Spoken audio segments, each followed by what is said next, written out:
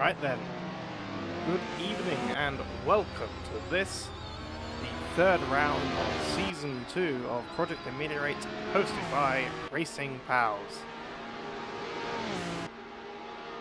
After last time out 2 weeks ago at the circuit, the Angel Nieto, I think it's Nieto, at Jerez, as everyone else may refer to it as, we are here now in the western United States, great state of California at Sonoma Raceway, the NASCAR layout thereof, also known as the Club Circuit.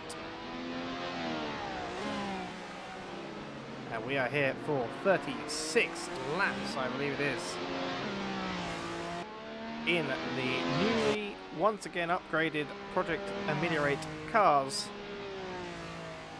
which have been our mainstead racing, open wheel racing cars for about a season and a half now, after taking over from what was once Formula Pals. If you are joining us for the first time, as always, the unique aspect of this series is teams compete for points, but also compete for research tokens, with which they can upgrade their cars across the course of the 2 seasons of this beta season run. And in doing so, hope to gain an edge on their opponents and their competitors. And the fun part is, all the research tokens are given in inverse race finishing order, so the fewer points you get in the race, the more tokens you get to try and come back next week, or next 2 weeks' time, and try and gain something back. As we ride on board with M1 LDT, the Team Spectre car, let's have a quick recap of our drivers' standings. See, there's some smoke there coming from one of the Cillian's cars. This is the drivers' standings without the drop week included. There is one drop week in this championship. Every driver has 1 week in which they can choose, or through no fault of their own, not come to a race, and that week, or their least point scoring week, that being the week in which they scored the least points, will be dropped from the season. So without that being taken into account, this is only 2 races worth of results at the moment. Ivan Bretz leads the championship, a driver who I do not believe is driving today, as for both race 1 and race 2 he was a reserve driver for the Indian bus drivers team. But at the moment, as things stand, he is your championship leader, due to the fact mainly that his teammates in both those races, he A, outperformed, and B, both of them missed at least 1 race. As Crime was not here for the second race of the season, where Ivan took over, and Gons was not here for the first race of the season. Second place then is Daniel Scott, the Spinardi driver, teammate with Robin Moe, who is in 3rd. Darkius brings up 4th for Team Spectre, and Sylvan Hubble 5th for the Spinning Baguettes, formerly HCR Helios Community Racing team. His teammate Benjamin Warrack sits in 6th, followed by Nick Chin, Jacob the Snack, Crime, Deep Cuts, Cons, and M1 LDT round out the top 12. Then moving down, we have Aaron Rains, Jeroen Odador, Michael Randall, Dev Dome, Suicidal Cookie, Kai Sforza, Thomas Jack, Nathaniel False, Rochelau, Jort, Dion, Aaron Fiedelag, and Jacob Skrodsky. That's your top 24. I just about did that without running out of breath. However, actually, at this point of the season, we have 30 separate drivers who have scored points. I won't run down the remaining. Actually, I may as well. There's only 6 of them. So behind those 4 are Ariel, Mathieu, Hyler, Cinch, Nathaniel. No, I'm looking at the wrong thing. Ignore that. Behind the top 24, we have Ariel, Mathieu, Hyler, Sench, Mats Linham Anderson, Charlie, and Jack Hudson. 30 drivers already. We're only on the 3rd race of the season, and we have had 30 individual drivers, some permanent and some replacements, taking seats. Let's have a look then at our team standings. The Indian bus drivers lead the championship at the moment, whopping 144 points over just 2 races, with 2 consecutive 2-3 finishes. They are certainly gaining a lead, but Spinardi, the team which they're currently most fighting with for this championship, and a team which in the first race, due to being caught with an illegal upgrade on their car, which is ironically a illegal upgrade, so they were allowed to put it on the car, but had a chance to get caught. They got caught, and they had 15 points revoked. And Spinardi currently P2 with 116 points. That 15 taken away, taking them a little bit further away from competition with the current top team. Team leftovers are in third, a surprising, maybe somewhat surprising result from them thus far. They have had a solid season, certainly a stark contrast to what happened with them last season, where they were just seemed to be nowhere for a lot of it. They have really put some effort into upgrading their car and into their driving this time around. Team Spectre, which is felt wrong there, but oh well. Fourth, followed by Spinning Baguettes, PCT Racing, Small PP, Cilium's Racing, QP, Full Steam Racing, Lada Martini, and Velocity. That is your 12 teams running in this Project A Season 2. But let's get to practice. Let's shift quickly to the onboard, and we have something new for this race, kindly shown to me by Mr. Robin Moe, or at least linked to me by Mr. Robin Moe. We have a track map for once in the corner. I hope that's reasonably placed. I think it's okay there for now. If I need to move it, I will. When I move it, it comes up with a bunch of options that just take a while to go away. But let's have a look then. So, practice, 5 minutes left. And would you believe it, M1 LDT is leading for the first time, I think, since last season. A season in which he narrowly missed out on winning the championship by just 2 points to his PT Racing rival Jacob the Snack, who currently sits 10 places behind him in 11th. M1 LDT has done a 1:11.150 on the board. That is 3 tenths higher, or 3 tenths quicker, sorry, than Crime, the Indian bus driver's driver, in P2. I happen to know that Spectre have brought with them this weekend quite a few upgrades, or at least one pretty interesting upgrade, which I am not allowed to reveal to you, but I think their work has paid off, and certainly looks to be providing their current, at least first driver, with quite a bit of pace. So we are at Sonoma, which is a nice North Bay area of California. Run NASCARs here, they formerly ran the IndyCar here, and now today we're running Project Ameliorate here. Let's have a look then at what's going on down the order. So we can see the Team Spectre well in the fight now, P1 and P5, compared to where they have been in previous races. That team we have seen, we saw at Hungaroring, we saw at Jerez, have pace in a straight line, have pace in the car. So I'm saying they have a V10 engine in that machine, which they have upgraded to, I believe it's full extent, and are now extracting maximum out of, and now they've brought some downforce to go with it to truly be able to fight at the top of the field and potentially fight for yet another championship win, at least in the team's championship, as they had last season. We can see here we're riding aboard with Daniel Scott, one of the Spinardi drivers. The team currently in second place, and as Mr. Ivan Bratz is not here today, a team very much still fighting, drivers still very much fighting for a drivers' championship win, if he can get it. Don't know why the cameras go quite weird at the end of the little straight there. But Daniel Scott currently sitting P6, 2 places behind his most recent finishes in races at P4, both first and second race. And he has only managed to do at the moment a 1:13.5, which is still well ahead of the rest of the field downwards, but is certainly not matching the pace of his teammate or his immediate rivals.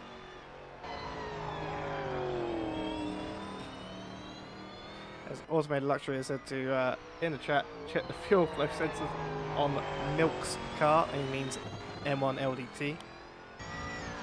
But I happen to know, and I'm very excited to see the reactions after the race. In certain ways, it will be, I'm sure, a reaction of intrigue and pain and suffering from others when it is said what has been going on with some cars. Obviously, again, not allowed to say, but everyone knows they've brought something to the table. I know there's been some snooping going on around the grid, not the least by Daniel Scott and crime in the India bus drivers team. But we shall see. Further down the order then, P7 once again, Dion is just, he is in a sort of area above the main pack, somehow clipped through the wall, clipped through a tyre barrier there, luckily for him. He's in an area just behind the main pack, but not quite in the rest of the field, which is where he was at Jerez. Unfortunately for him, he had a disconnect before the race could actually start. He qualified P5, had a disconnect, and had to start from the back of the grid. But once again, he is ahead of most of the field, if only by 5/10 ahead of Sylvain Hubble. But behind the top 3 cars now, top 3 teams now, which was top 2 teams last race, by a good second or so, if not more, to the actual top 4 at the moment. As practice is about to come to an end, let's have a look at anything interesting going on. Matslen and Madison not yet done a proper lap. Only has a 4 minutes 09.466 on the board, and I have to assume that that is not a representative lap time in any manner, as Robin Moe is coming around, I think, to finish a lap. What will he have done? He has not improved upon any lap that he was on, and remains P3 for the end of this practice session.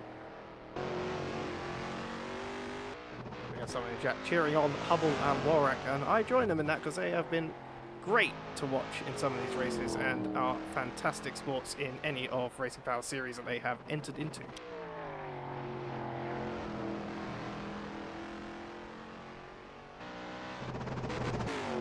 I am, especially this race, looking forward to seeing what can be done by Team Spectra as Darkest actually goes wide there. And I've just realised I need to do something, so it's a good time to do it now.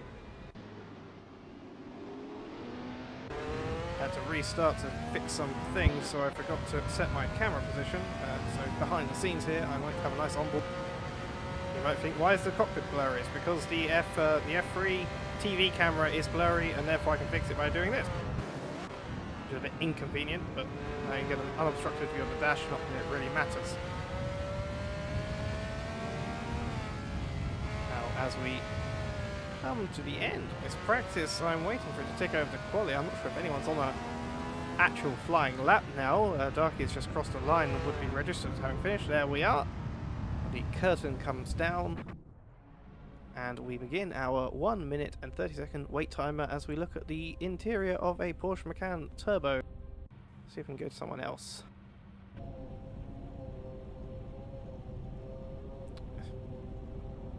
There's no one in a convenient place. There we are, there's Hubble. The HCR Alpine-inspired livery of the spinning baguettes. Currently sitting P8 after that practice session again.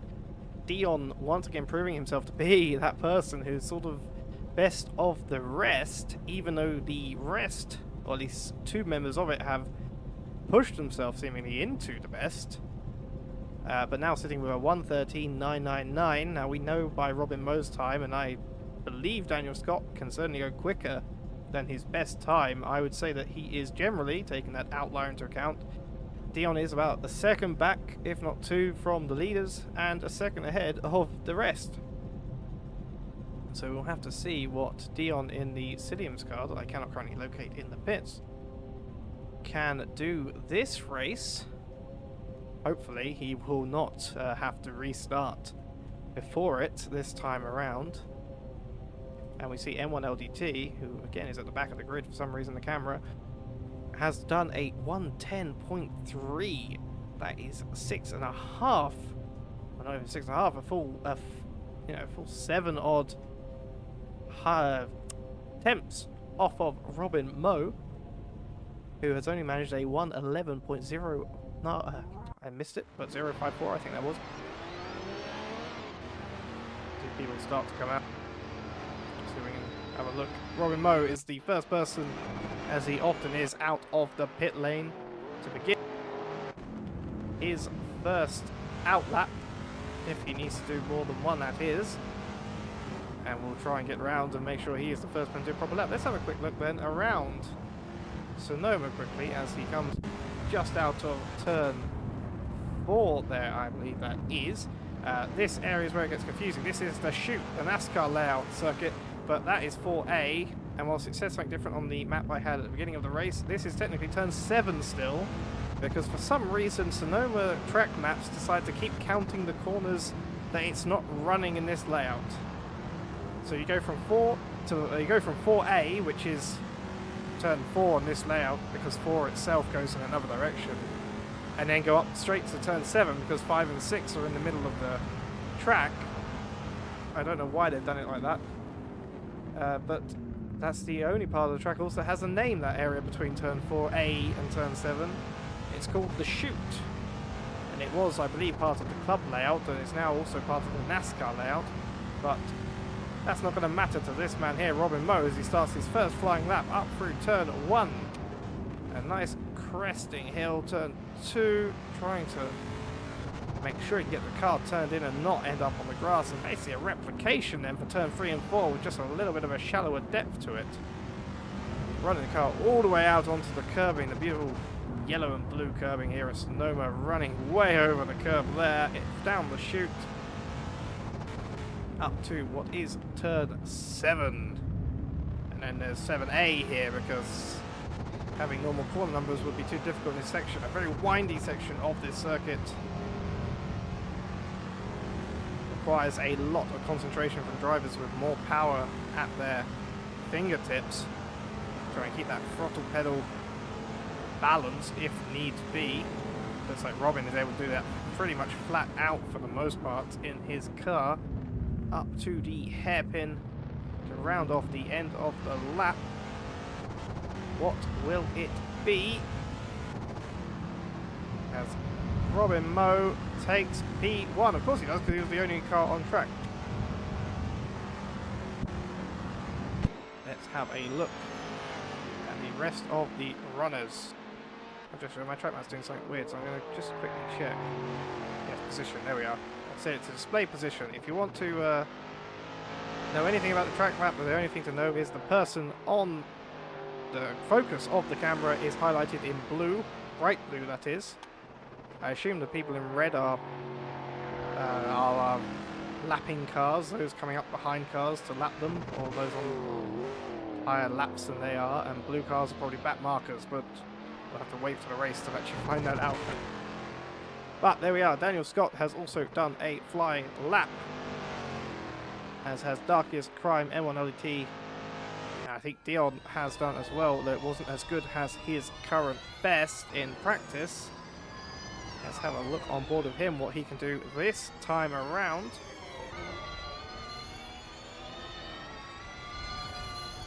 You hear the electric engine. And if you are new to this particular series, electric engines are now a thing for not just the series, but also this particular season. And some teams have chosen to take them and try and make them work. They provide a lot of torque and a lot of high-end speed, but at the expense of extraordinary weight, which teams have tried and some have failed to get around. As Dion crosses the line in the middle of this little kinky section, and it's a 1:14.092 for him. Again, still more pace to be found, judging by practice, as the formerly second place Daniel Scott, who's just come out the pit lane for another run, has been pipped to P2 and P3 by M1LDT and Crime. Yes, well, someone in chat also has quite correctly pointed out that there's a massive rear wing, a massive rear wang on these Cilium's cars, and that is the high downforce variant, which is run by the Williams cars and the leftovers cars. For this season thus far, at least, teams have 3 different wing types to choose from. They are the low downforce, the medium downforce, and the high downforce. This is the high downforce behind in the HCR car. You can also see there the low downforce, and you can see Aaron Rains whacking a tyre barrier, but giving us a bit of the medium downforce there, actually. And I don't know who's running the low downforce anymore. I'm not sure if anyone is. No, the Indian bus drivers have a medium downforce wing. Ah, there we are. Suicidal Cookie comes through with a low downforce wing, which is essentially a stick with some aluminium plate on the back of it.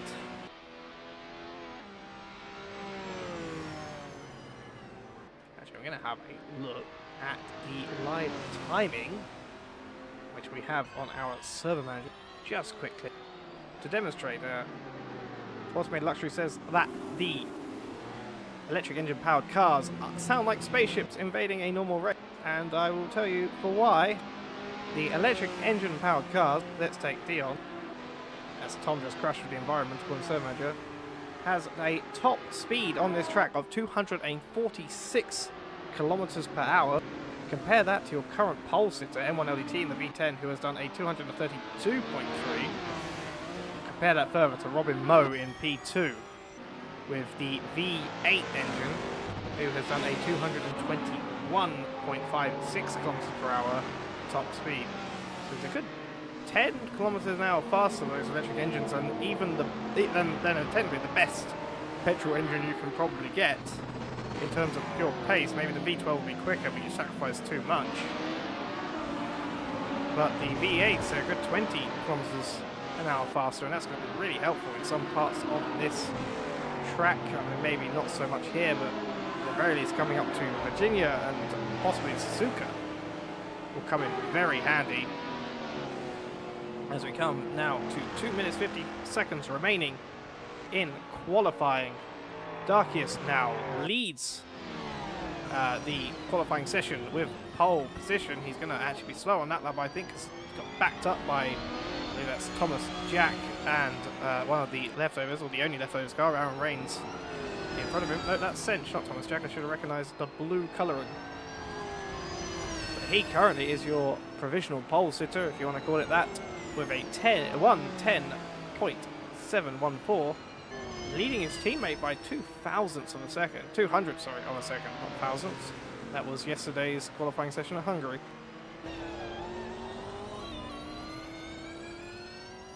As Darkius pulls off to the side of the track, probably comfortable with his lap. I think he could, if he is quick, get around for another one.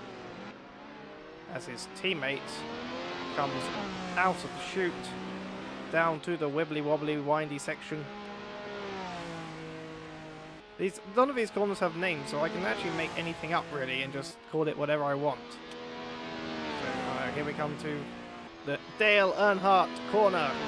And that sounds like it should be a corner at track names. We were talking the other day about how ovals should all have corner names. It would be quite funny and everyone would be called Dale Earnhardt corner.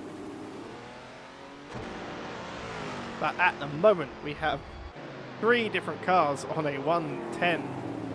But only to Spectre cars in 1:10.7s, whereas Robin Moe is struggling. Oh, and it's a little slide there behind one of the HCR cars, but he's struggling to get out of the 1:10.9s. So it would have been really funny if I said that and he immediately did like a 1:10.6 or something, but sadly for him, he did not. As we see Gons now in the pit lane, having presumably retired from this session effectively, as there is not enough time for him to do another outlap. And we have his teammate Crime trying to look for the podium positions that have come Indian bus drivers' way these last 2 races. But right now they are looking to be off of the top 3 positions. Certainly off of the front row, they have had at least 1 car wrong in the last 2 races. And that 2-3 that they've had does not seem to be coming their way thus far this race.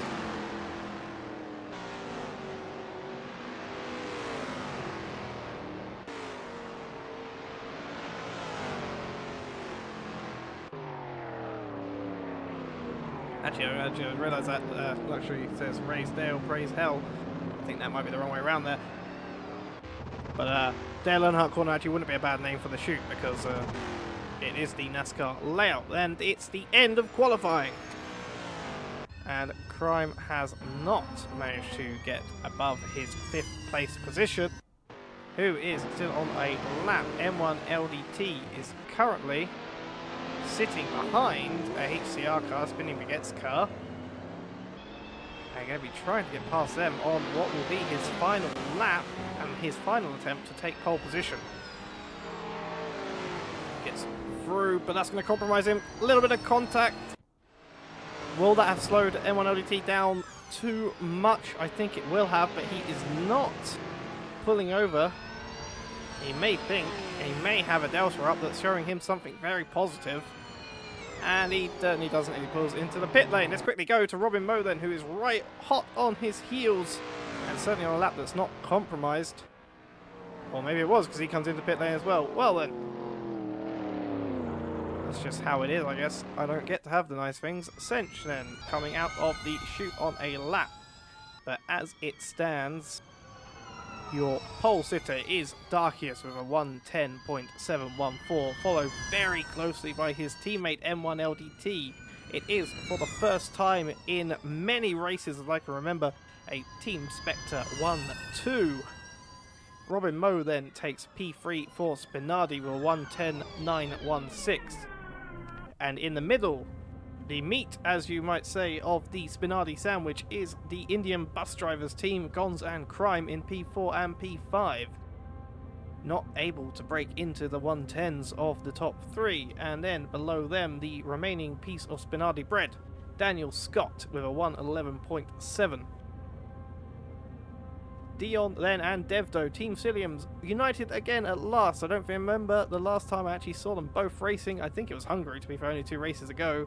But I think Devdo ran into some issues at that race. Actually, no, it wasn't, because Dion wasn't there. It was Jacob Skrodsky replacing him for the first race. So this is the first time we have both permanent Cilliams drivers together, Dion and Devdo, and they are both P7, P8. Which is a lockout of the 4th row for them. Then Sench is behind the small PP car of Sench, out qualifying his teammate, who sits down in P11, that is Thomas Jack. Sylvain Hubble between them and Benjamin Warrack behind them. It's a small PP HCR Spinning Baguette's team, row 5 and 6. And then behind them we have P.C.D. also very much line astern. Jacob Snack and Deep Cuts take 13th and 14th. You can see how the cars and drivers are pretty well matched together. You get these teams that have reasonably well matched drivers and who kind of end up qualifying and finishing races in basically 1-2 sort positions wherever they end up. But for now, it's time to get going. The race is about to begin. Team Spectre Darkius on pole for the first time in many an AC race at the very least. We wait for the lights to come on. I believe this should be about a 8-minute countdown. Give time to take a sip of a drink.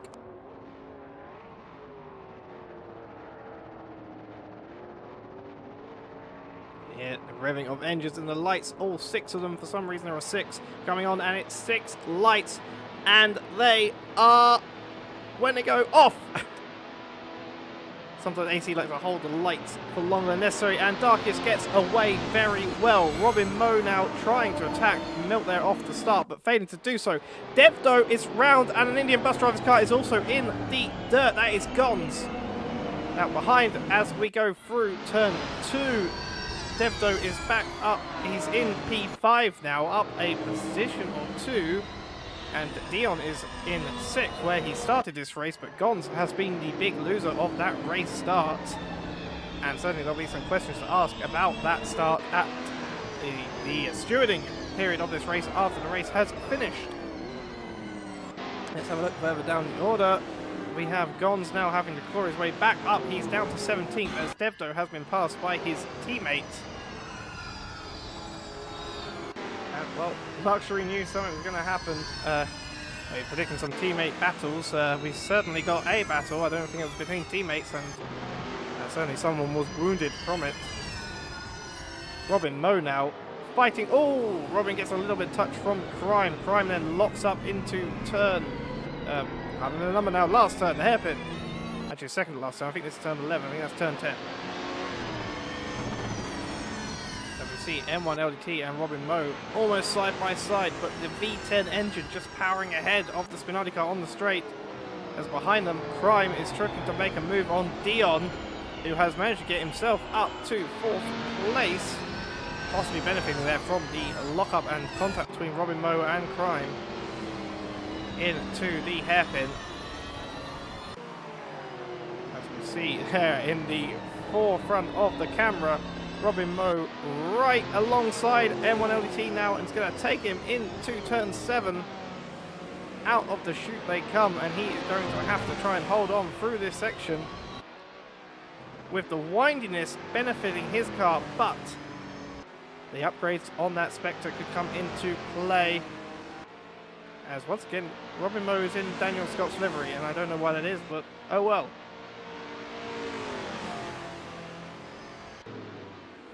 And Robin having to defend against the power of the V10, only the V8 trying to do its work. So maybe a little bit deep there into the hairpin, but he stays ahead. I want to stick with this battle. Gons has brought himself up, by the way, at the same time to P10, and there is the power. M1 LDT absolutely storming through at the end of the start-finish stretch. And Robin is going to have to try and do the same thing all over again, whilst Gons is absolutely storming his way back through the field. Crime, meanwhile, has been pushed down to P8. Perhaps some damage from his contact with Dion. Both of the small PP cars have now come round to lap him. Meanwhile, Suicide Cookie and Tima, who is, I assume, the replacement for the Lada Martini car, and Deep Cuss are all in the pit lane. There are 3 cars right now in the pit lane, but Robin Moe, once again side by side, I don't think he's going to quite get it done this lap. And again, the power, he's got to try and get ahead enough of that power to make all the time up in the corners and not get caught again on the straights. So even if Robin Moe makes this little bit of contact, I think M1 LDT will have it into turn 1. You can see the acceleration of the Spinardi doing wonders on the outside line, but then Milt just comes through and is well ahead into turn 1. Well, it has been, after we take a little moment to reflect upon this start whilst we see Robin Moe and M1LT scrap away, as I'm sure they will be all these laps. We have our winners and losers. Certainly Darkius is the biggest winner here. He got away cleanly, and his... Oh, as Robin Moe slides through turn 4A, and he's going to set him back a little bit and allow Milt some breathing room to play with and hope to gain a little bit more advantage on both Robin Moe and on his teammate ahead. But Darkius certainly has won at the moment, as he has been able to gain a 6-second gap on his teammate behind, as Gons, with the power of the Indian bus driver's car that has had so much success in recent races, and Devdo rejoins the track. I thought that was going to be an incident, and Gons is past Crime. Crime had another lockup and Gons got through, but the Indian bus driver's car, which had so much success in recent races, and you can see as it has made all these overtakes so easily and cleanly, the Indian bus driver's car has not had a good start to this race. And even worse news, I think, for Daniel Scott, currently sitting down in P14, and also in Robin Moe's car, which is something we do need to solve. Oh! I don't know whether that's internet problems on the part of Aaron Rains. It certainly looked to be some sort of network lag there. And given that Daniel Scott looked perfectly right, I don't think it was on my end. But Daniel Scott down in P14, I'm not entirely sure how he got there. So we shall have to maybe try and find out after the race. But he has certainly not had the best time, as Sench has been passed by Gons. And the small PP electric powered car is going to get passed again, very likely by Crime. But for now, it's safe whilst it can use that engine power to pull away on the straights. And Automated Luxury in chat rightly says that it's been an excellent comeback from Gons. Excellent recovery, having been knocked basically to the back of the order. P17, I think he was, at the end of the, not even the first lap, the end of the first few corners. Now back up to 6th place. And I think very soon, with the power of that car and the ability of that car, we'll be fighting Thomas Jack, for 5th place again, as that is one of the keeper cars, Aaron Fiedelack, off in the grass, trying to safely rejoin as soon as he can. No, Gons has done a fantastic job as Crime and Sench now battling out. I think Crime got ahead of him a little bit there, but I think he got muscled out a little bit more. And Tom now, according to their timing tower, putting pressure on Dion for P4. The small PP cars have certainly had a good start to this race as well. And maybe even looking to challenge Dion's reputation as the best of the rest. But Gons is through and will try and hold off Thomas Jack into the hairpin when they get to it. Next corner. And he is well ahead of Thomas Jack. You can see the slight lack of turning ability caused by the weight of the electric engine in the back of that small PP car. But the powers are going to come back into play here. Will Tom make the move, or will he sit behind? I think Tom is sensible and realizes, I mean, we know he's a sensible driver, and realizes that his victories lie elsewhere this race, and that to fight would be to waste time at this moment.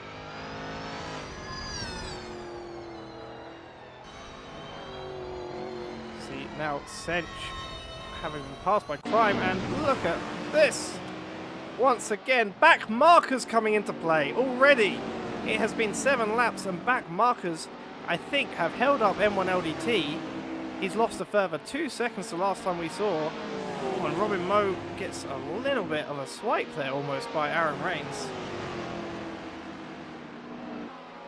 And that's allowed M1 LDT once again pull away a little bit more. The back markers have already started to interfere with these battles as Robin gets the slide, he catches it. But that's going to again set him back now 3 seconds behind M1 LDT. As Dion looks up. Sorry, I need a sneezer. Dion locked up into the hairpin. And Gons gets back through to 4th place. That is back into 4th place for a second there, until I realised that the electric powered engine of Dion was just going to... Oh, there's contact! Gons got oversteer, and contact is made with Dion. Dion, somewhat thankfully, makes it away cleanly, and Gons is going to have to do all that over again. Yeah, I don't think anyone can blame Dion for that incident. But that is unfortunate for Gons that has happened. Prime now fighting once again to take a place, 5th place from Thomas Jack, and try himself to get on the rear of Dion, a car that I think both these Indian bus drivers' cars, the drivers think and should probably know that they can beat in this race. But Crime had to back off a little bit there through corner 7, as the small PB car of Thomas Jack just broke a little more than maybe he was expecting. 4th corner, again, the weight difference between these two cars, the electric powered engine and the battery is so heavy that Tom is having to do more slowing down and more braking to make it through a corner than Crime will be. And Crime is going to have to take that into account. As we see Gons there in the background passing the back marker of, it must be Matsson and Anderson, as his teammate Tima has disconnected, as apparently has Devdo, the Decidium's car. So we are down 2 cars from the start of this race, although Devdo is, I don't know whether he disconnected on purpose, or whether he disconnected by internet issue, because he is in the middle of the field and is still waiting to be lapped by passed by some cars who are still on the track. See Crime absolutely fighting, and Gons right behind him now to to try and take that P5 from Thomas Jack, but Thomas Jack, he may not have the equipment necessarily, but we know from his exploits in both previous AC seasons, but also his stellar Assetto Corsa Competizione reputation as a driver, that he can make up for a great deal of performance deficit purely through his ability as a driver, as we see now Gons and Crime fighting for P6. Will team orders come into play? I do not know, as Crime's going to try and outbrake Thomas Jack into the hairpin turn, and Thomas gets ahead. Oh, Gons. Maybe there was contact there again. I was trying to get the camera to work and look at it, but I think there might have been contact there between Tom and Gons, leading to Gons getting a slide and taking, effectively just cutting the hairpin to get back on track safely. At the bottom of the grid, Suicide Cookie fighting Matt Linham Anderson for 14th place. It is QP versus Lada Martini, and the Mayonnaise takes it over the, I guess, Russian communist production car. Oh, as QP gets a slide, he's going to have to try and do that again. The Mayonnaise needs to take the Russian communist production car brand slash, well, Martini's not even really like an actual, like, it's just vermouth. Mayonnaise versus vermouth, there we go. So Thomas Jack, in the midst of all that, has had his own issues while we were watching that fight, sadly. And now we have an interesting position where Crime is in P4 all of a sudden, Dion P5, Gons P6, Tom P7, and Sench now still in P8 as Gons is fighting Dion. It gets loose again on the exit. And that is going to spell havoc for him, and Thomas Jack with that power is going to come by on the stretch and take P6 away from Gons once again. Gons not having his biggest trouble right now. He has the pace, he has the ability, but his biggest trouble is inconsistency. He has had a number of little incidents with other cars, not all of them have been his fault, but also he has had just these little slides every now and then, which, like we see there, has led to more disappointment on his end. I don't know if he's just too quick trying to get back on the power. Yeah, there we see the Cornish flag on the side of the car as he gets, again, another little slide, I think, on the exit of the chute. And once again, he is struggling to gain that time back on Thomas Jack that he has lost. As Daniel Scott now fighting in P10 for P9, he gets past Sylvain Hubble with little resistance. And Gons is back on the rear of Tom. He's going to try and dive back up into the hairpin. It gets very deep, and Tom has that power though again to come back on. Again, we will see if Tom will back off of it or if he's going to try and make the move. He's making the move this time, as he's all over the place on the straight. We saw at Hungary, those teams that took electric engines notoriously having some troubles. Tom himself making a slipstream pass on the Spectre car at that race. Just lost the car trying to make a slight turn on the straight. Gons gets a good exit out of turn 4 and is once again ahead of Thomas Jack. Goes very, very wide, but this is a NASCAR layout, so I guess it's okay. After all, in NASCAR there are no such thing as track limits, well, so long as it's on grey tarmac. And there we have Gons back up to P6. Now he will need to chase down Dion. Dion once again has retaken his position of best of the rest from the small PP cars. That will likely, I think, as things stand, stay there. You can see that time just absolutely coming down. 3.4, 3.5 seconds from Gons to Dion now. Let's see, he can see him on board at the end of the front stretch.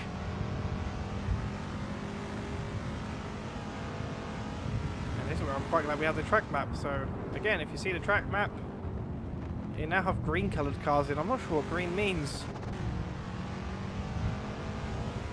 Maybe it's the same lap? I think it is. I think the grey is, for some reason, the leader. Don't ask me why they chose grey. I'm assuming blue is back markers. I'm assuming that The red coloured cars are those ahead of the particular driver we're talking about. Oh, okay. No, I think. I'm going to work this out. While we have this well, I'm going to work this out. I think. So, bright blue is the car we're on. I think the orange is cars ahead on the same lap. Or on the same, you know, lead lap. Green are cars behind on the same lap. And blue, I believe, are black back markers who have been passed. As we see, a car has just dived into the pit lane. That is crime. Taking a pit stop. And his teammate now getting through the P5, and he's going to lose places. Very likely. You can see on the map. The map works. Tom gets past. Yes, he turned orange. So yes, orange is definitely same lap and ahead.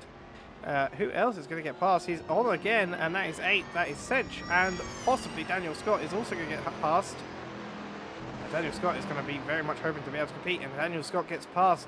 Will he maintain it? Yes, he will, as the pit exit ends quite late. And P10 is also looking like they're going to get past Sylvan Hubble. So that is crime. For whatever reason, he has pitted, possibly to fix some of the damage that I think was ailing him earlier in the race. Crime has taken the pit stop, and now will have to fight his way back up, just as his teammate did at the beginning of this race. But whilst I think he'll get Hubble pretty easily, let's have a look at Gons trying to make the move on Dion, as that's Matt Slinham, and no, it's not. It might be Tima. Tima is back. Whatever caused his disconnection, he is back. And that was a Lada Martini car off of the track. But on the track right now, Gons and Dion are wheel to wheel. Dion locks up a little bit of contact. We've got wheels within the suspension of other wheels. And that's side by side, but then that electric power just absolutely comes into play.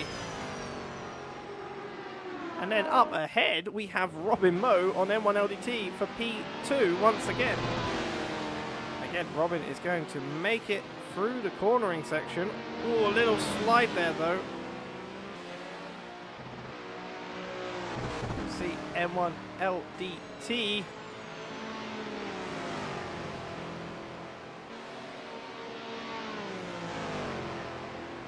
And to the hairpin, he is well ahead. That V10 engine of M1LDT, but M1LDT goes deep. I think he might have hit the wall there. And Robin Moe is now through. Oh, and that's Gons. Gons is around. As Robin Moe gets through to P2, Gons and Dion, I think, have had a coming together. And Gons is once again facing the wrong direction on this track. And he's going to once again have to fight to get back up. I am very much enjoying watching this and very much dreading the post-race stewarding that we are going to have to do once all this is finished. Again, anyone new to our particular brand of the Sunday League series, stewarding is all done post-race. Drivers can put in a ticket, submit. As Gons pulls into pits, again, possibly to take repair, not again for him, but again for the team. Possibly to take repair after whatever damage he has, or maybe new tyres if these old ones are flat spotted and worn from all these little incidents. As Sedge gets past, I think, Sylvain Hubble. Again, if you are new, yes, we do post-race stewarding. Drivers have 24 hours after the race ends to submit a ticket. They submit the name of the offended driver, the offending driver, and they submit the timestamp, and our team of dedicated stewards take their time either on the Sunday evening, most get done on Sunday evening, and on the Monday evening if need be, to solve those particular queries. Now we see on the track Thomas Jack trying to fight back on Dion after Dion's mistakes or whatever happened at least between him and Gons.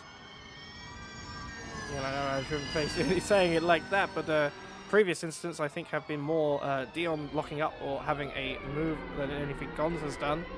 Maybe this time around it worked out the other way.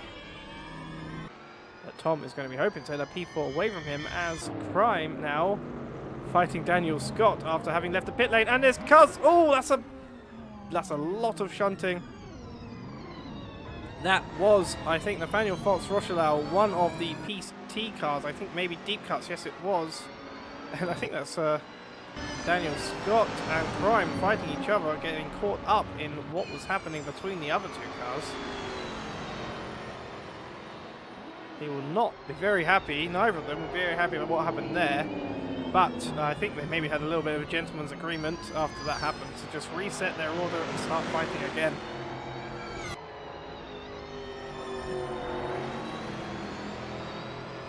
As the problem with that hairpin is you can't really see what's happening on the exit of it when you're coming round. You can see it going in, but if it hasn't happened yet, you can't really notice it until you're in it. But as I was saying, before we saw, I think it was Gons and Dion come together, and then we saw that big crash and a lot of crashes. Robin Moe up to P2, Dion now up to P3. M1 LDT is down in P111, and I'm not even sure what happened there. I would be very interested to see what actually happened. I don't know whether he maybe pitted whilst all the excitement and confusion was happening up the top of the order, but M1 LDT now, at the moment, I think very solidly the best car on the grid, down in P11 behind a car who's certainly going to want to hold him back. If M1LT can catch Gons, I think Gons is not going to make it easy for him. Oh, a big slide there from Crime on the attack into turn 1. Catches him well, keeps the car facing the right direction. Now we have Daniel Scott taking on the small PP car. Oh, Crime is struggling to keep control of that car right now. I don't know if they've got hot tyres or something's going on. We've seen the same from Gons. I feel like the Indian bus driver's car at the moment, you get something going wrong with it. You get a little slip, a little slide, and it's suddenly just the hardest thing in the world to control. But Gons right now having very little trouble of his own, taking all the runoff there. And putting his car back up into P9, a place I think it has seen about 5 or 6 different occasions in this race thus far.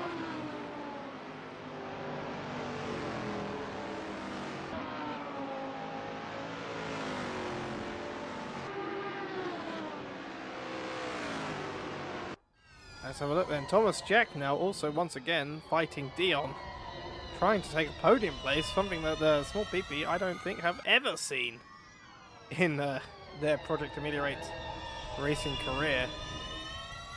And he's currently in the closest grip of one that he has had thus far. He's going to try and make a move around the outside of turn 7 if he can keep it in there. No, Dion just disallows it, shuts the door for any potential attack into the next corner. Tom is sliding a little bit more. The downforce. 2 electric engine cars coming together, but the downforce of Dion giving him a little advantage perhaps through the windy section. And now Gons making a move on Benjamin Walrack. Ahead of him is one of the PCT cars. I think that is Deep Cuts.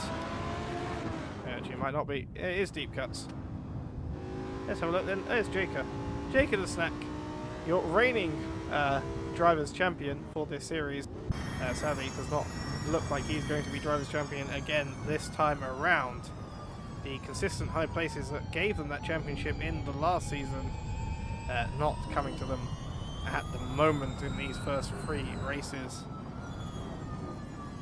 So you can hear the relative quiet, the calm peacefulness of the electric engine as Thomas Jack tries to once again make a podium in Project A against Dion in the Cilliams car.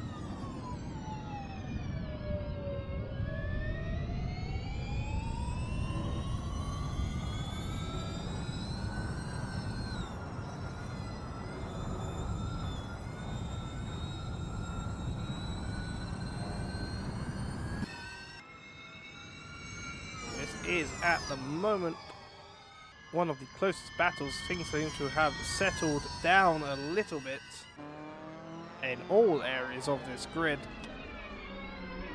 Tom once again closing up under braking, but then behind we have Crime making a move on Tom's small PP teammate. Sench perhaps going a little bit into the grass on the entry there, and they're going onto the grass again very clearly, and has lost P6 to Crime. The Indian bus drivers trying to make their way back up after their respective pit stops. It's now 5 seconds up the road from Crime to Daniel Scott.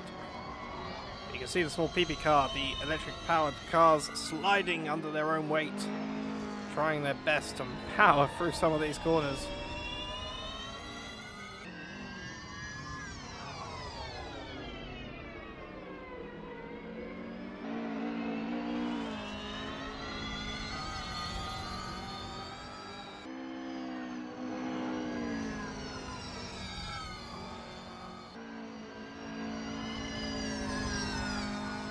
Oh, it's Tom. I think he hit a bump or a curb or something. Oh! I am so glad I caught that on stream. I have no words. I have no words. I'm watching the YouTube studio version of it to see when it happens, because I want to re-watch that.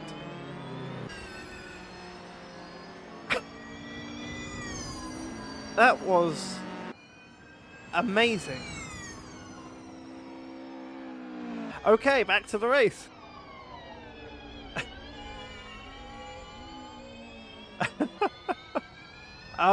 Thomas Jack has lost time to Dion ahead.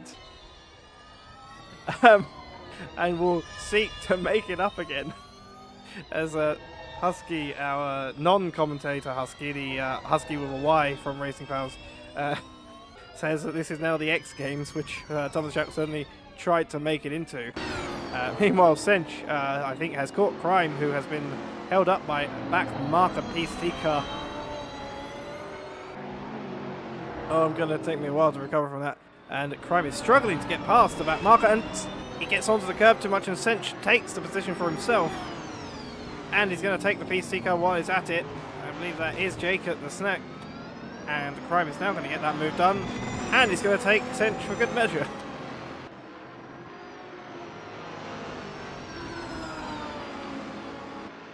But we have had a bit of everything in this race. We've had cars moving all over the order in some cases. We've had cars literally Mark Webbering themselves. The old classic of what happens when Mark Webber races in the Northern Hemisphere. He tries to go in his natural direction of downforce. But in this case, it's Thomas Jack. And that is Gons now, also coming around the outside of the hairpin. But again, the electric power is going to come back into play for the small PP car. I agree with you there, Luxury says that the jump we just saw from Thomas Jack was one of the best things he's ever seen in a live race. He was like salmon swimming up a river. And I am so glad I was watching him at the time, because that was fantastic. But here we have another fantastic thing happening. Gons is taking P7 back once again. I mean, any place in this grid I can say that Gons is taken back, because he has been everywhere above P17 except the top 3 or 4. He might have actually been there at some points. I can't remember right now. He's just been everywhere this race.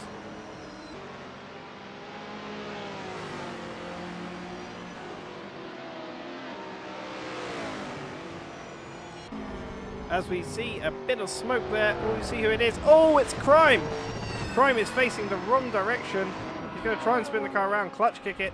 He's got clean air behind him to P9 for a little bit. M1 LDT also himself still making his way up the field, but M1 LDT gets ahead. And Crime is going to have to recover once again. And M1 LDT is going to be very happy, as the Indian bus drivers cars are one of the biggest threats ahead of him to him regaining any potential podium.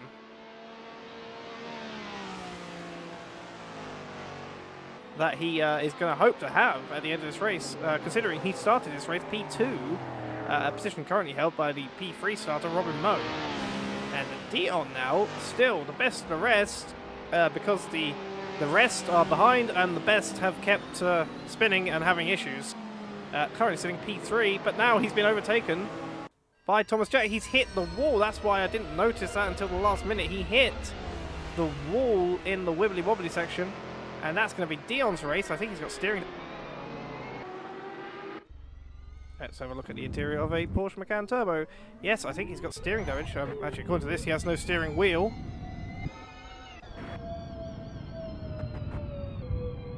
He has no steering wheel, according to this, which, for any of you who know anything about AC, means that he has essentially got a wheel that's turning too much for the replay to show. and he is having to try and lug that thing back into his pit box. And that means Thomas Jack now is your P3.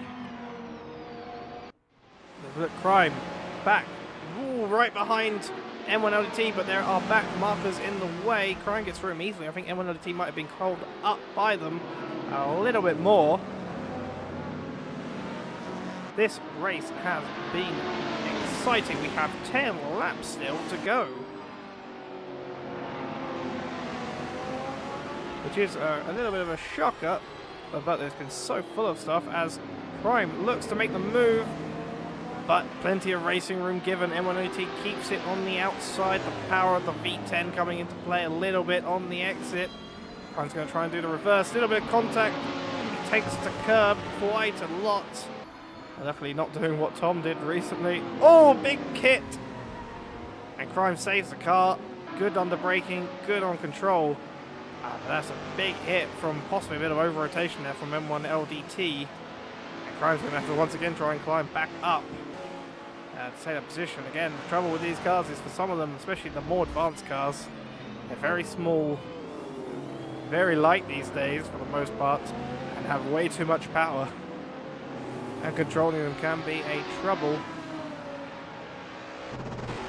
Crime is going to have to hope that he can regain his positions towards the end of this race.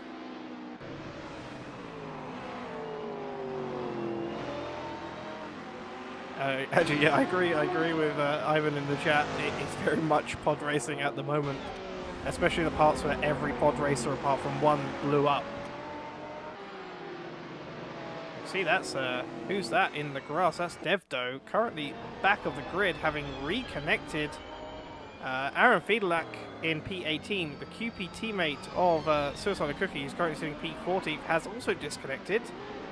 He, before the race, was saying he was already having internet issues, as these days so does most of Germany seem to be having, from what I've seen in previous races. But Aaron Fiedelack has disconnected, possibly with those internet issues that he had before the race, coming and causing that issue for him. Thomas Jack, you can see there between two Spinardi cars, however, and he is in the standings between two Spinardi cars, however, you will note that Robbie Moe is not ahead of him on track, as, oh! I'm getting very lucky with what I catch here. Daniel should, I think, give that position back, because Tom had to slow down for what I believe that is Deep Cuts, the PST car. Daniel hit the back of him and sent Tom spinning out a bit. I think if Daniel does not give that place back, it might be chopped up to a racing incident due to the nature of him not being able to see the slowing car, but we will have to see what happens in post-race stewarding.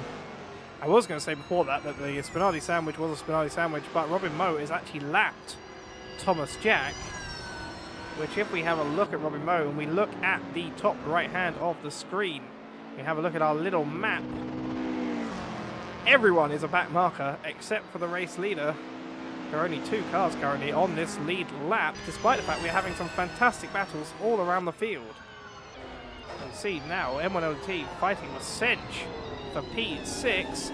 Sench is going to get forced a long way around the hairpin, if I can speak. He's going to get that power back. And Sench is going to make a dive up the inside. The power of the turbo, even the fastest, not turbo, sorry, the electric engine, even the Spectre car, the fastest engine currently on the grid, the V10 that is good 10 kilometers an hour quicker than anyone else here, is nowhere near the then again 10 kilometers an hour quicker of the electric engines. When I say he's 10 kilometers an hour quicker than everyone else here, I mean the other petrol engines, or whatever fuel these things are powered by. And technically this is sim racing, they're all electric engines. But speaking of which, Crime is now also going to retake P7. Again, because he has certainly been in that position before, from Sench. And Sench is going to try and fight back again with that electric power. On this car in particular, I believe there's a good 20 kilometers an hour difference between the small PP and the Indy Bus Trans car in the straight line. But as we come to the final 6 laps of this race, 7 laps of this race, time is running out for some of these people, but I don't think it's going to matter. As we've seen throughout this race, anything can change within a lap. You know, Murray Walker once said that in motor racing, well, in F1 I think he said, but let's paraphrase a little bit, in motor racing, anything can happen, it usually does. I think this race certainly applies to that. And that was Darkius returning to the pit lane, I think, from the middle of the track. Did he run out of fuel?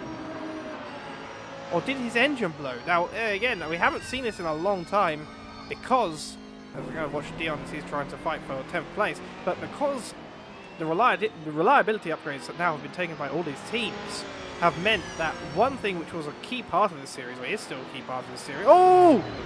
As Dion kills one of the spinning Baguettes cars and the QB car. And then he himself just gets going again. I think that might be a big penalty. How do I keep catching this? I constantly say the worst thing about Assetto Corsa is there's no replay function. So in live, you know, in live sessions, so I can't use what we can use in the ACC and do a replay. I just keep getting lucky.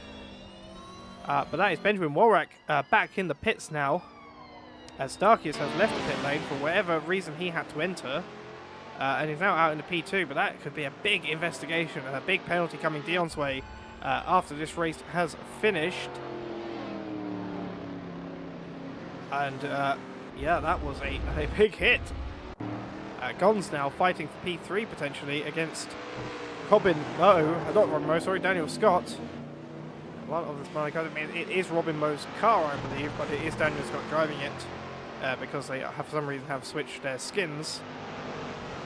But as I was saying, Darkius, possibly his engine blew. Part of this series is the engine takes damage over the course of the race the same way it would in AC if you're revving it out too high. And that's meant to be a part of the series. You're actually meant to rev it beyond the damage. And we have seen it at Cadwell Park last season. M1ODT's engine blew. He actually got pushed across the line by a friendly Samaritan of Aaron Rains. But his engine did blow right at the end of the race. We haven't seen that since the new reliability upgrades have come in and people have bettered their reliability. But maybe we saw it there as Gons into turn 1 takes P3 from Daniel Scott.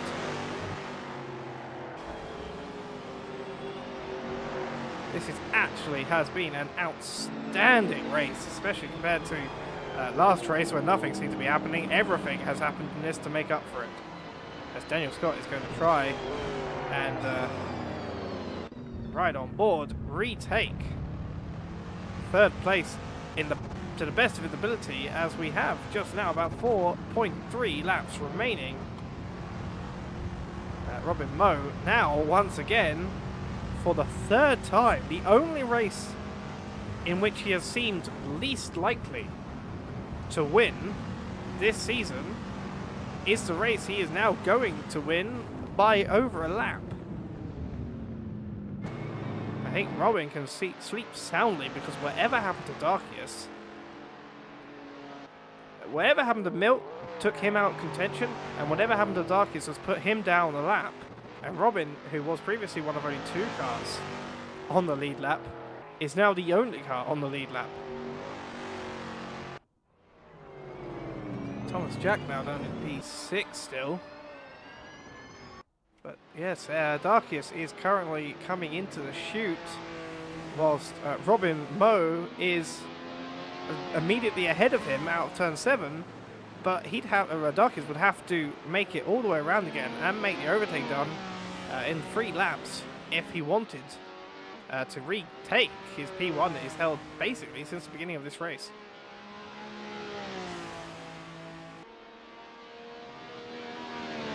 We see Crime then making a move on Tom into the chute. Tom is going to try and fight back again the power of the engine, but Thomas Jack, who was at one point sitting P3 until he got some airtime, quite literally and figuratively in terms of being on the stream at the time, he is now down in P7 and P8 for his teammate, which I can't remember what the qualifying order was off the top of my head, but I don't know if they were that far off of that.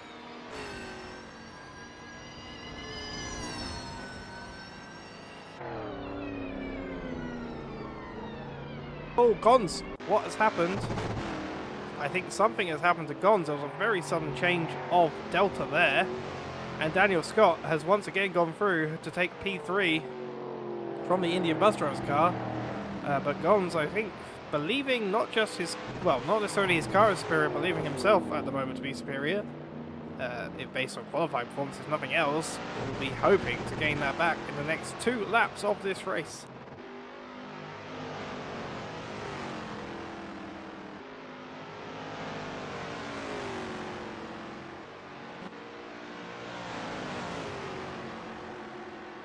He's now within 0.4 seconds. That is the slipstream range. He's going to make it down around the outside, maybe. Try and hit the apex as best he can. Get a good exit. It's going to be not done until at least the run up to turn 1.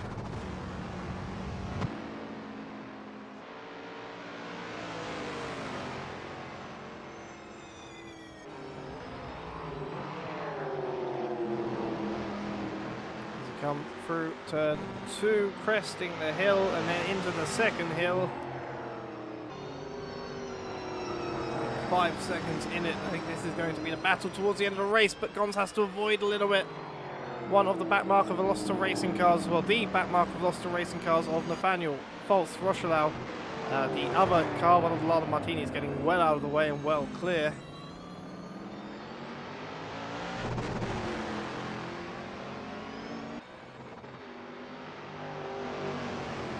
Okay, I've just had a check in the Project A chat on our Discord. Apparently Aaron Fiedlak, his game just crashed, apparently. Oh! As who's that? That is Devdo in a barrier. I thought that might be Dio. Oh! That was a very unsafe rejoin.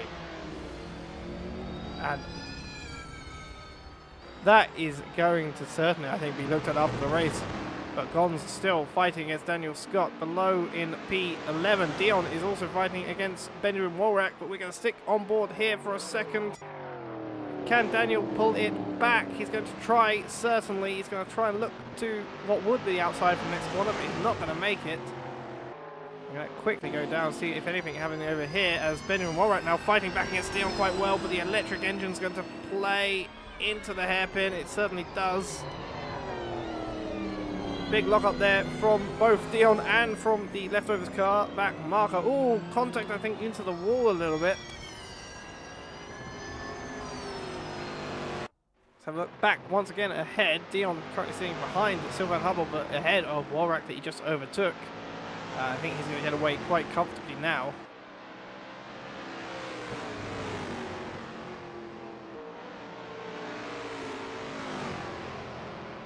As that is the race over. While we were watching all the excitement, Robin Moe is your race winner, and he's going to take the, no, was going to, I think, take a jump, but he missed it. He's going to sit at the top of the hill.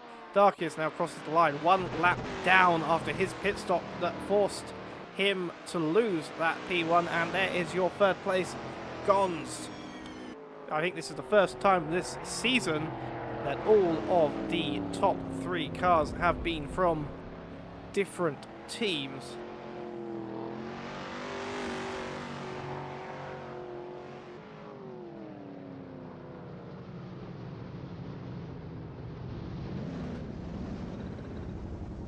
As we see there, Gons is pushing Darkius down the hill.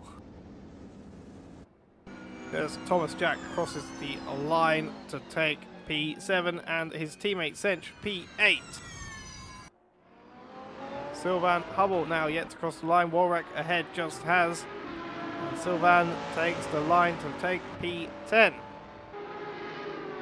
The last car on the 2nd lap.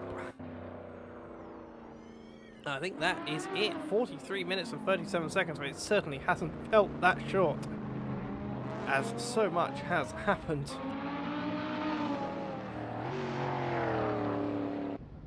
As we see a very slow procession of Indian bus drivers and spectre cars here.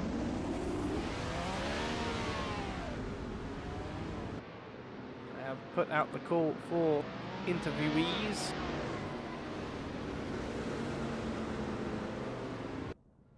Find a nice position for it, shall we? Where's a nice position on this particular version of this particular track? I don't know, let's just look over the pit lane, shall we? Oh, Sunoco. Everyone likes a bit of Sunoco.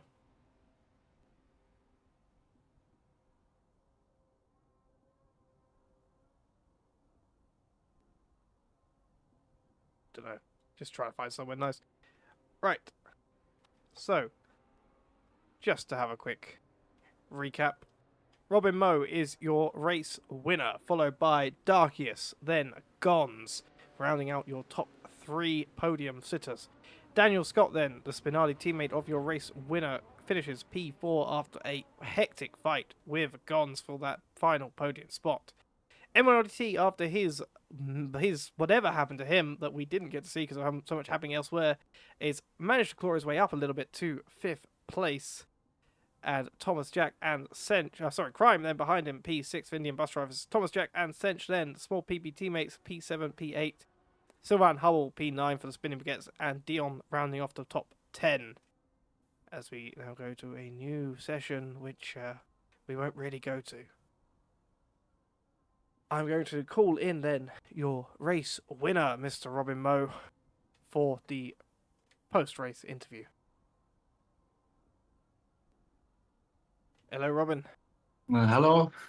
How are you feeling after that very, very hectic race, but a race in which I don't think I saw you. I don't think I saw you at all. You were driving your own race. You weren't P1 for most of it, but you were just comfortably driving your own race for most of it, and somehow got a podium and a P1 at that. Well, I don't know about the driving in P1 for most of the part, but it's probably good that you didn't see me because I had some contacts early on with Crime and Milt, and we'll see what comes of that. But I'm very happy with the result, obviously, and I'm gutted for Dark and Milt because they seem to run into backmarkers and got taken out, involuntarily.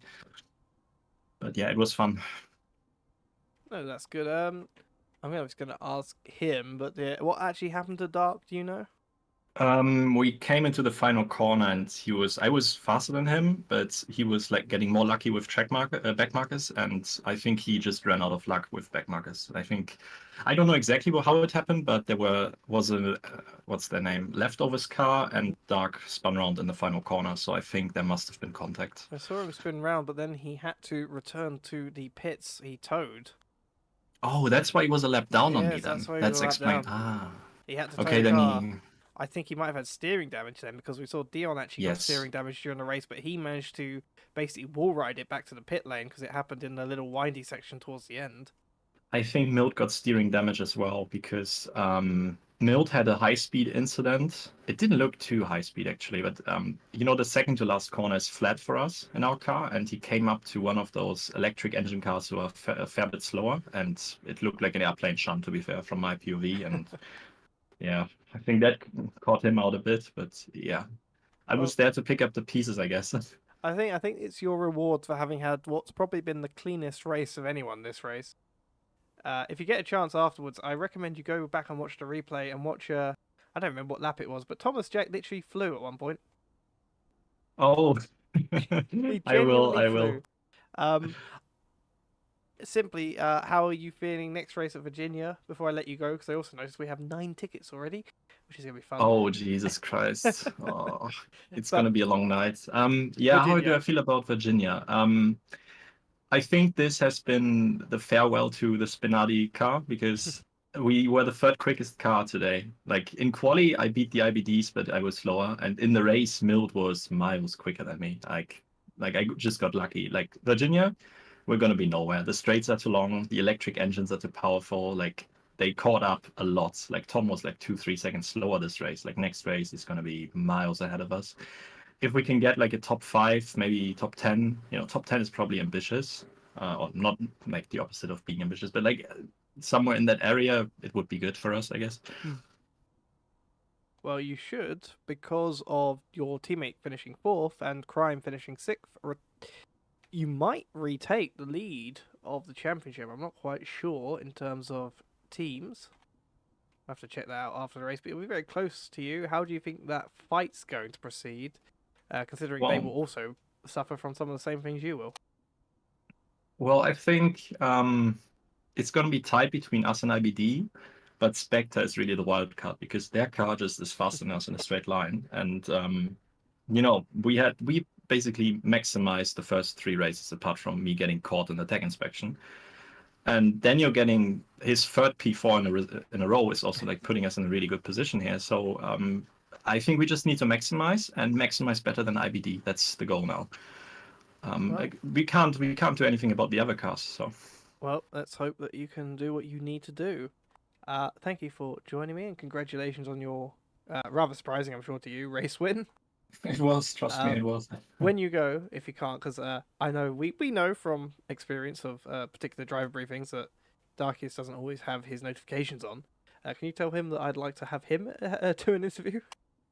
I will tell him. And thank you for the commentary and GG to the other guys on the podium. That's very good. Right. Thank you, Robin. I'll see you later. See you, man. Right. Whilst he calls Darkius into the interview waiting room, I'm going to call in our P3 sitter, Mr. Gonzy Gonzington. Hello, Gonz. Hello. Sorry, All I can say. Go on then. All I can say is Jesus. Mate, from turn 1 Yes. to coming through the field again, to me and Dion coming together and then murdering Jacob, then back to P3. I kept saying, you kept going up places, and every time you did, I'd just say, and Gonz is back up to X place, because it was always back up to whatever place you were at. That was stressful. I can imagine. The difference in speed between the cars, like the electrics were quicker on the straights, but nothing in the corners. So if you didn't clear them by 3 seconds, they were getting past you. It was, yeah. But what actually happened to you at the race start? Because obviously there was a lot of cars, a lot of chaos, and I couldn't properly see what actually went on. See, I put a ticket in, but I just closed it. I don't know if it's me not turning or him turning in. I mean, I am turning. I don't know. I might reopen that ticket. Well, you think about whether you want anyone to get a penalty for it. But it'd probably be me, to be fair. But yeah, well, you got back up to P3, so not too shabby.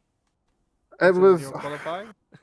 I'm surprised, really. I don't know what happened to Dark. I know he lost a lot of time. Milk lost a lot of time. I never expected to get back up this high. I was expecting to be like 7th, 8th, and not be able to get past any of the electrics. But I will say a lot of it. You were probably one of the most watched drivers on the stream because you were just making overtakes left, right, and centre. I was in carnage, bro. I just kept getting hit or hitting someone, and then losing loads of places, and then. But I'm glad the Indian bus drivers has got some screen time at least now. Oh, you certainly have that today.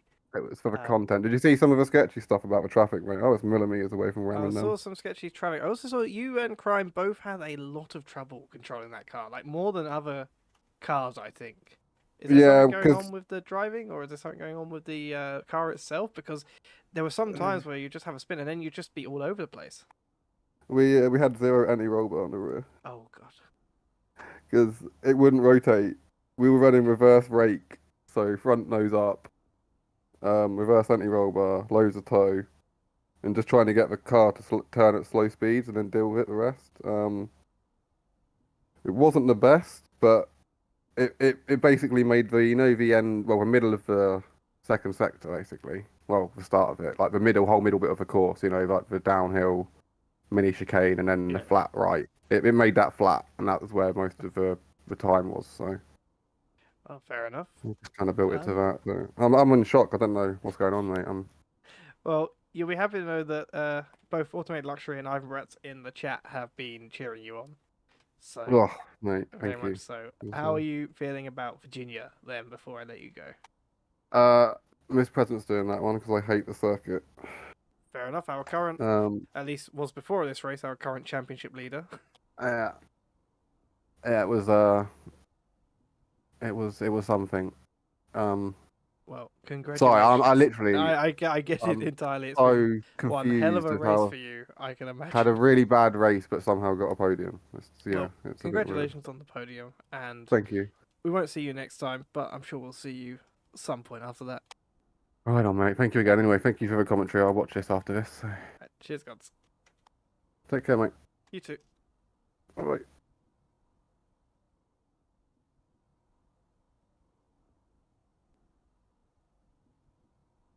Right. Now I'm going to call in our race winner. Sorry, not a race winner. Our almost race winner. Usually we do this thing either in one order or another, but because Dart wasn't in there, we've done it first, third, second. The person who was leading this race for so much of it until heartbreak, almost at the very end, Mr. Darkius, your P2 sitter. Hello, Darkius. Hello, hello. I want to say congratulations on P2, but I feel like it's more commiserations at this point. Condolences, indeed. What actually happened to you? Did you have wheel damage on that stretch and toe, or? Yeah, so I got taken out. Well, first of all, I had an incident of my own earlier in the race, which slowed me down a little bit. But the race was still on with Robin catching me up slowly, bit by bit. He was gaining about a second and a half per lap, but I was still manageable. And then about 6 laps before the end, I unfortunately got taken out by a back marker. And at that point, the car would not go straight. My steering was broken. So I had to pit and fix that before I could carry on. But before you did that, I mean, you had a fantastic start. You took absolute advantage of Robin and Emilt fighting. You gained a nice little bit of an advantage, and then by the time of that incident, you were the only one of 2 cars on the lead lap, as you and Robin had left the rest of the field. What was going on there? Also, what happened to your teammate as well, who probably should have been on that same lap, but ended up not? He had, unfortunately, a hardware problem with his steering wheel coming off the table. Oh. So that's what these Formula cars do. They tend to take a lot out of the gear and out of the people. So he had to also stop, and he still managed to, I think, come back to P5 after being down to P11. So yeah, I mean, that's Milt, right? He's able to just pull it out of the bag, any situation. So yeah, we made the best of a bad situation today. P2, P5. We could have definitely taken home the P1, P2 today, but I guess it was not to be. Oh, well, obviously, you have the pace now. And Milt's suffering has actually benefited you a little bit, as you should get more research tokens than both Spinardi and Indian bus drivers for the next race. Any hopes or dreams for Virginia? Yeah, I think this is one of the few situations where I would have preferred to get the driver championship points as opposed to the tokens, because I think we have built an advantage now in terms of the car itself. Obviously, we're still there or thereabouts in the same pace as the other cars here, but we thought that in next races we would get a little better. We'll see. It depends, right? It could go anyway. So yeah, VAR, lovely track. I actually don't know it that well, but I know it's a great track, and I think our car will be decent enough. I like the difference there, because Gons was saying that he had Ivan driving this race because he hates the track. I personally like Virginia, but I like the difference between P2 and P3 in terms of how much they want to do this particular track. It's not like the second sector or the second half of the track we just did now, right? It's lots of almost flat out quick turns with a lot of elevation changes. I think it'll be really fun. Well, I'm going to let you get going, as I think you're going to be called into the inspection room soon enough, due to due to coming second on the podium. But congratulations and commiserations, as I have said, and see you next time. Thank you for the commentary once again, and I look forward to watching it. I'll have a look in a bit. All right, take care, Doc. See you. Bye.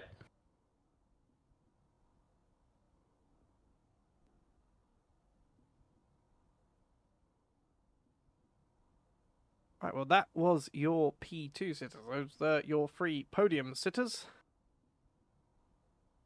And I have been asked, requested interview, and I'll do it real quickly. Matt's Linham, who say something. So let's have a listen. If Discord actually wants to let me drag him. There we are. Hello, Matt. Oh, hello, hello. I was informed by Mr. Robin Moe that you were looking for an interview.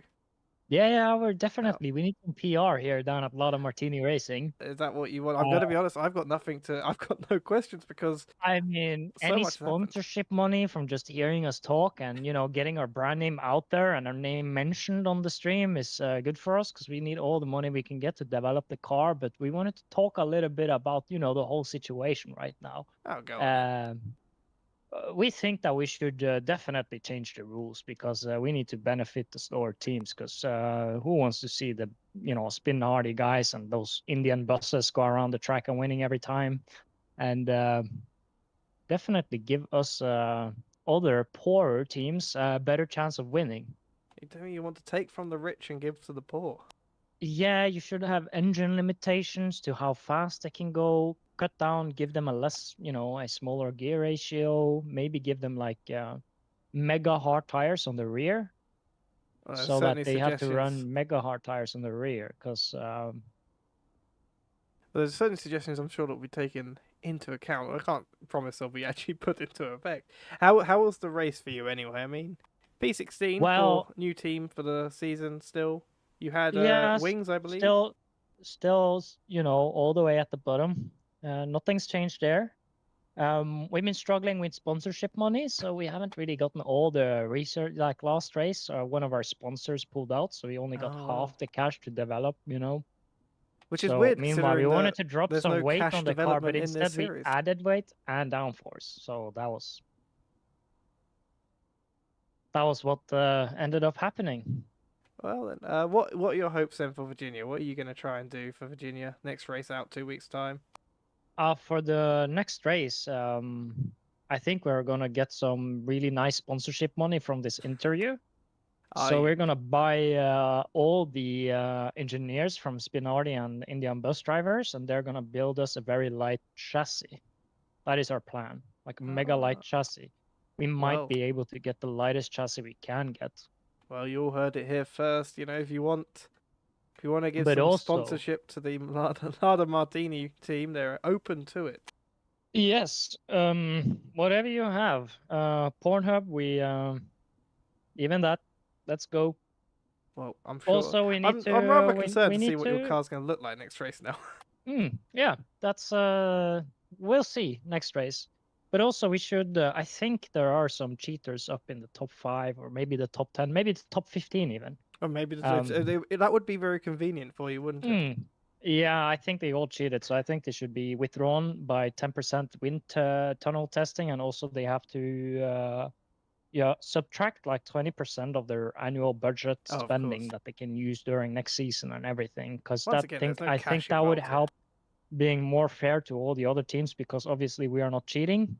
Obviously, we need to spend all the money on correct things. We cannot buy, rubber and waste it. We need to have a permanent wing on the car, a permanent engine. So, if you catch my drift. Well, so I think all the FIA guys are gonna have to look into it very carefully tonight. Okay. Well, I think everyone's heard your message, and I need to start wrapping up this thing. I will say, congratulations. I mean, you beat Nathaniel. You beat Devdo. Car. You know what's good with the wrap? A martini cocktail. So buy martini cocktails. Well, with thank you for coming to speak to us, Mats. And thank you for we'll see you in 2 weeks' time. Thank you for the time. Take care. I'll see you in 2 weeks. See you there. Hey. That was Mats Linham Anderson, who is your P16 sitter, begging desperately for some sponsorship money like HRT in 2013. But before I leave you, let's have a quick look at our promos. RP series. A series you may be familiar with by now if you follow this channel in any depth, or if you follow Racing Pals in any depth.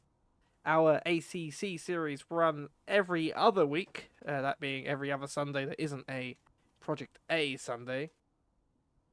Next week, it's going to Alton Park for round 3 of the latest RP series season, which I believe is season 8 or season 9 now.